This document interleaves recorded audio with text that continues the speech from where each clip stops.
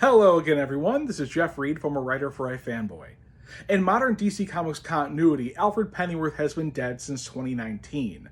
Now, Alfred, as you might know, is the butler to Bruce Wayne, but also holder of the secrets and keys of Batman, the Batcave, the Bat Family, and so on. He is a core component of that group, and his death 6 years ago was a sad one, and also the longest he's ever been dead before. But not the first time he's ever been dead, at least not in DC Comics continuity. He died first back in 1964 in the pages of Detective Comics number 328. And it is there that some hoodlums had trapped Batman and Robin, about to dump a big boulder on top of them, when Alfred scoots in on a scooter, knocks him out of the way, and then has that boulder fall on him himself.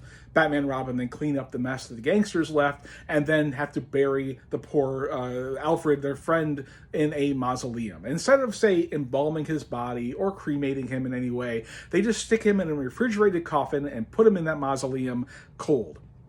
This turns out to be a weird choice, because 2 years later, Alfred finally returns in the pages of Detective Comics number 356. And it is here that we learn that a mysterious figure over the last 2 years named the Outsider has actually been Alfred Pennyworth brought back to life.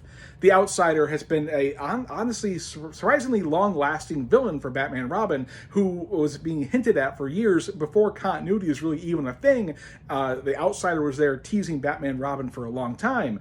And now he was a white figure with bumps all over his body and bald hair, and it turned out that this was Alfred being exposed to some regeneration ray created by a Professor Crawford, who found Alfred in the mausoleum in that refrigerated coffin and took him back to his lab. Instead of taking him to the hospital or to a doctor, Crawford's like, I got this, shot some rays at Alfred and brought him back to life in an evil way. And then Crawford himself got some rays. He looked like Alfred at that point, and then Outsider then buried Crawford as Alfred back in Alfred's coffin. It was a crazy thing. Oh, and of course, Outsider has some powers where he touch something, he can control it later. Batman and Robin eventually defeat the Outsider, turn Alfred back into Alfred, and everything's happy now. The Outsider would come back a few times in the future when Alfred would bump his head and remember that he was the Outsider, so that he wasn't really gone forever. And in fact, in one of the stories, he actually fought Batman and the Outsiders as the Outsider and was mad they'd taken his name.